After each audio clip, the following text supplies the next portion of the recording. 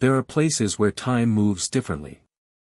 Where every second is measured, not in moments, but in heartbeats. Where days are counted, not as life lived, but as time left. For 4 men, the countdown has nearly reached its end. In just a few weeks, they will walk their final steps. They will be strapped to a table. A needle will pierce their skin, or a mask will be fitted over their face. Their breathing will slow. Then, silence. This place is a prison cell. A man waits. He knows what's coming. The walls around him have heard his every breath, his every whisper of regret, or defiance. His meals, his routines, the air he breathes, all of it dictated by the countdown. In just a few weeks, he will step through a door he will never return from. The path to that moment? Unforgiving. The crimes that led him here? Staggering. The question that lingers? Justice, or something else entirely? 4 men. 4 executions. All set for the month of February. Each case different. Each crime irreversible. Each story, haunting. Some say this is justice. Others call it vengeance. And as the final days approach, one question grows louder: should they die? The clock never stops. Case 1, Stephen LaWayne Nelson. Churches are places where people seek comfort. Where they come to pray, to confess, to heal. For Pastor Clint Dobson, this was his calling: to guide, to listen, to serve. But on that afternoon, as he sat in his office, the door opened, and what followed was not salvation. It was horror. The man who walked through those doors was Stephen LaWayne Nelson. A man who had spent years in and out of the system. A man who had been given chances, opportunities, warnings. None of it mattered. He was here for one thing: control. And he was willing to kill for it. Nelson didn't come to rob a bank, to steal from a store, to take what could be replaced. He came here knowing exactly what he was going to do. He came to kill Pastor Dobson. And then, in the final moments of his life, the last thing the pastor would have seen was the man responsible. When police found Nelson, he wasn't hiding. He wasn't running. He was using the pastor's stolen credit cards, buying fast food, clothes, whatever he wanted. And when he was caught, when they sat him down in that chair, he didn't beg for mercy. He didn't break down in tears. He smirked. Justice was swift. A guilty verdict. A death sentence. And yet, even as he sits on death row, waiting for the day when he will take his final breath, the question remains: does he feel anything at all? Stephen LaWayne Nelson was sentenced to death on October 16, 2012, for the 2011 murder of Pastor Clint Dobson in Arlington, Texas. After exhausting his appeals, Nelson is scheduled for execution on February 5, 2025. Stephen LaWayne Nelson is scheduled to be executed by lethal injection in the state of Texas. This is the primary method of execution used in Texas, involving a series of drugs that induce unconsciousness, paralysis, and ultimately stop the heart. Case 2, Demetrius Terrence Frazier. In every city, in every neighborhood, there are places that seem untouched by violence. They feel safe. Secure. But behind closed doors, behind the anonymity of a locked apartment, evil can take root. It waits for a moment of vulnerability. It watches. It moves with deliberate intent, until, the year was 1991, and Pauline Brown, a mother of 2, was in her apartment, unaware of the terror approaching her door. Frazier, already known to law enforcement for his violent tendencies, had chosen her as his next victim. For Pauline Brown, that night would be her last. The violence was quick, calculated. She was executed with a single gunshot, her body left where she fell. No remorse. No second thought. Just the cold finality of a life snuffed out. Months later, 14-year-old Crystal Kendrick found herself trapped in the web Frazier had woven across state lines. She had no way of knowing that the man she crossed paths with was capable of such evil. Alone, unprotected, she ventured too close to danger. It happened fast. Fraser shot her point blank, his brutal indifference leaving no room for mercy.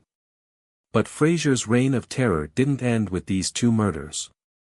In the aftermath, he slithered across multiple states, his name linked to an array of violent crimes. Robberies, rapes, and assaults. Each act, though horrifying, was merely a thread in the web of his depravity. But his actions wouldn't remain unpunished for long. With every crime, Fraser left behind something. A clue. A piece of evidence. It might have seemed insignificant at first, small things, overlooked by those chasing him. But detectives, relentless in their pursuit, knew that every detail mattered. And in this case, it was forensics, the very science that would catch him. It was this evidence that finally closed in on Fraser. Forensic experts found traces of his DNA, on the victim, in the rooms where he had held his victims captive. The cold science of DNA testing linked him to the crime scenes with unshakable certainty. When the trials began, there was no surprise. The forensic evidence was irrefutable. Fraser had been caught. There was no escaping it. The verdict came down quickly, guilty on all counts. The lives he had destroyed could not be brought back, but justice was being served. Or so they thought. In Michigan, Fraser was sentenced to life in prison for the murder of Crystal Kendrick, among other charges. But that wasn't the end of the story. Extradites to Alabama, his stood trial for the murder of Pauline Brown. Here, the sentence was different. In Alabama, the law was clear: for a crime so heinous, so unforgiving, the punishment would be death.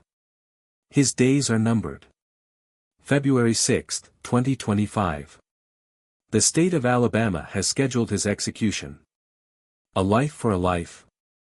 Does it bring peace to those he's hurt, or is it merely another chapter in a long tragedy story of violence and loss?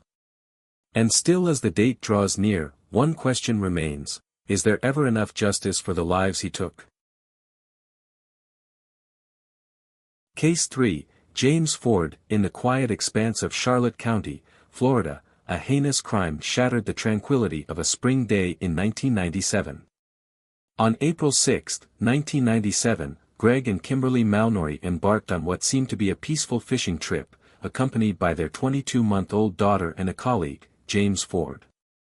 The following day, their lifeless bodies were discovered at the South Florida sod farm.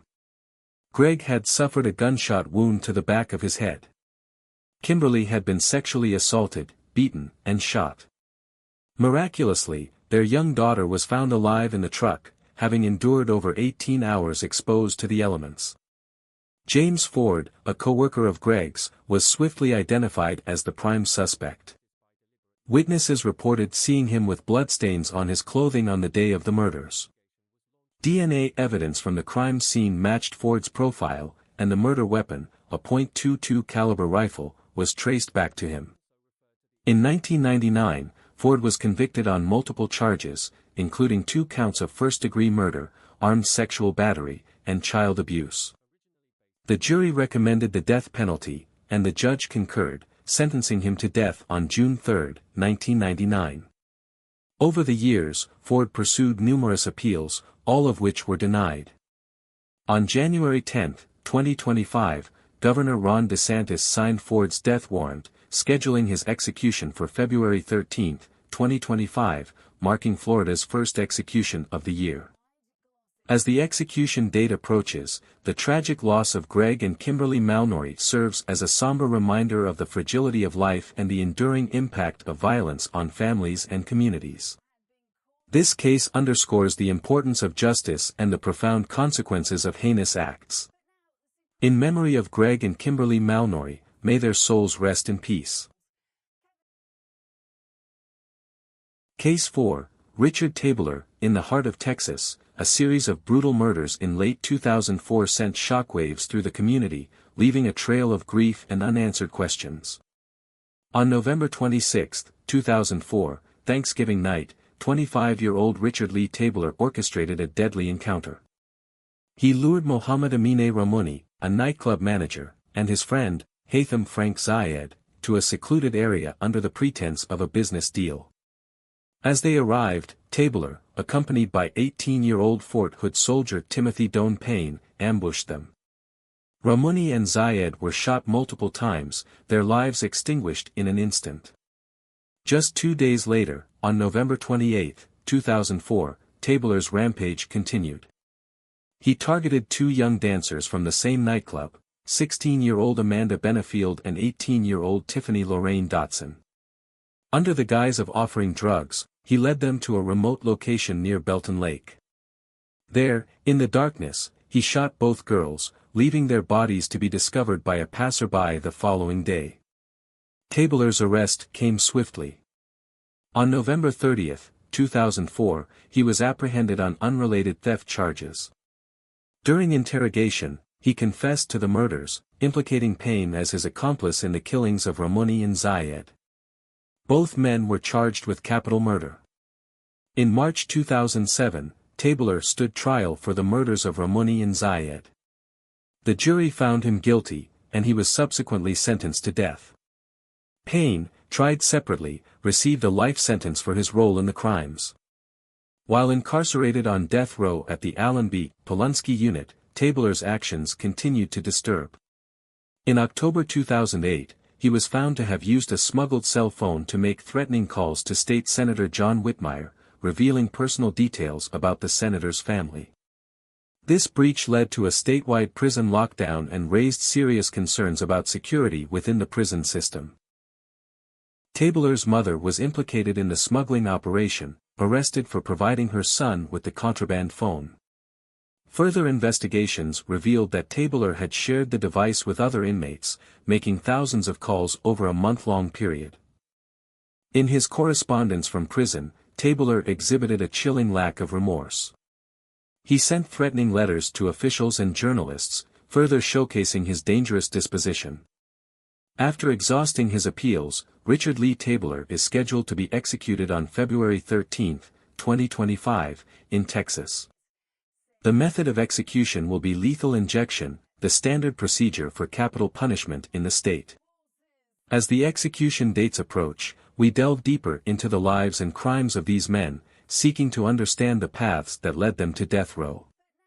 What led them here?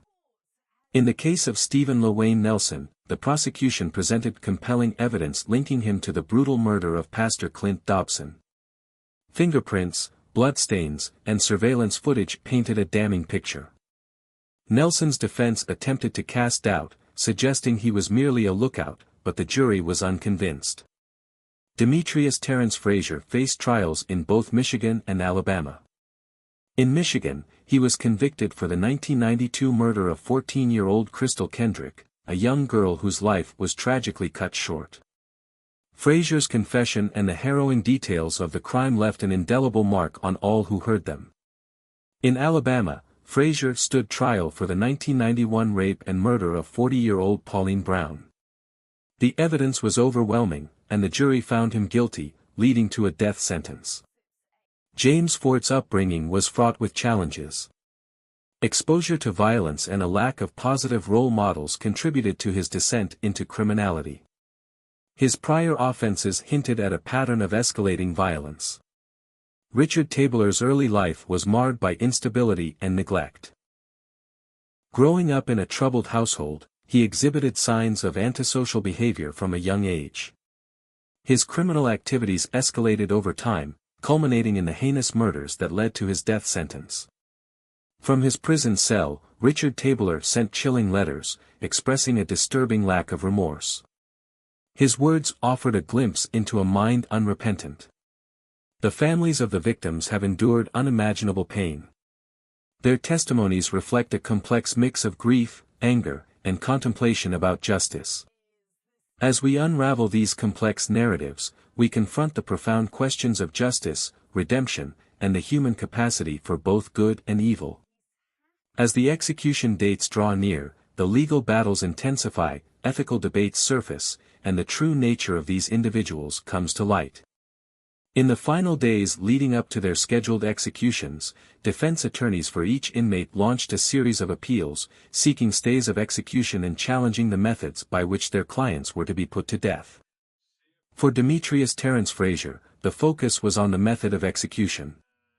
Set to be the fourth person in Alabama to be executed by nitrogen gas, a method never before used in the state, his attorneys argued that this untested procedure could result in cruel and unusual punishment. The use of nitrogen gas for executions has sparked significant controversy. Proponents argue that it offers a more humane alternative to lethal injection, while opponents raise concerns about the lack of research and potential for suffering. His legal team contended that the method could lead to conscious suffocation, violating the Eighth Amendment's prohibition against cruel and unusual punishment. They cited instances from previous executions where inmates appeared to experience distress. Despite these arguments, a federal judge denied the request to block the execution, stating that Frazier had not provided sufficient evidence that the method was unconstitutionally cruel.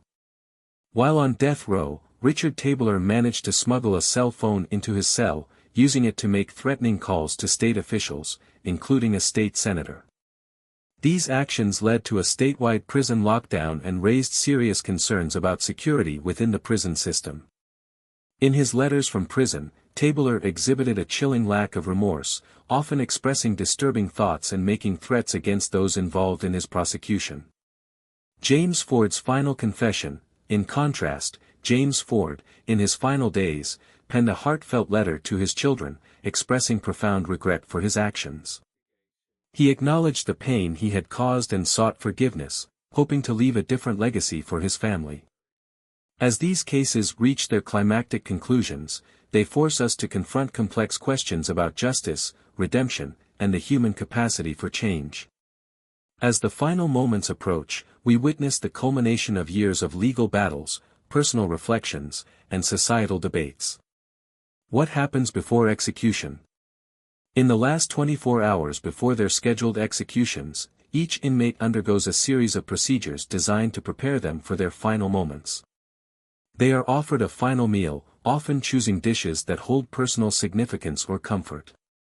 Visits from family, friends, attorneys, and spiritual advisors are permitted, providing an opportunity for emotional goodbyes and final reflections. In the hours leading up to the execution, inmates may shower, dress in clean clothes, and are connected to a heart monitor to determine the exact moment of death. Lethal injection, the most commonly used method, involves a sequence of drugs. An anesthetic to induce unconsciousness, a paralytic agent to halt muscle activity, and a drug to stop the heart. Nitrogen gas execution, though untested in practice, proposes to induce hypoxia by replacing oxygen with nitrogen, leading to a loss of consciousness and eventual death. In their final statements, the inmates displayed a range of emotions. Richard Tabler remained defiant, offering no apology for his actions. Demetrius Frazier expressed regret, acknowledging the pain he had caused. James Ford, in a trembling voice, apologized to his family and the victims, expressing deep remorse. These events reignite the ongoing debate over capital punishment, challenging society to reflect on the nature of justice, retribution, and forgiveness. As the final chapter closes, we are left to ponder the complexities of human nature and the pursuit of justice in an imperfect world. For men. For crimes. For executions. Justice has been carried out, or has it? These cases raise deeper questions about morality, punishment, and the justice system itself. Now, we turn the question to you. Do you believe the death penalty is true justice, or is it simply revenge dressed as law? Do all four of these men deserve the fate they received, or should the law reconsider the way to punish the worst crimes? Your voice matters. Drop your thoughts in the comments below. Should executions be televised for full transparency? Or should we abolish the death penalty altogether? This is just the beginning. We uncover the darkest crimes, the untold stories, and the justice, or injustice, behind them. Subscribe now and turn on notifications, because our next deep dive might just change the way you see justice forever. This has been Secret in the Dark. Until next time, stay curious, stay aware, and most importantly, stay safe.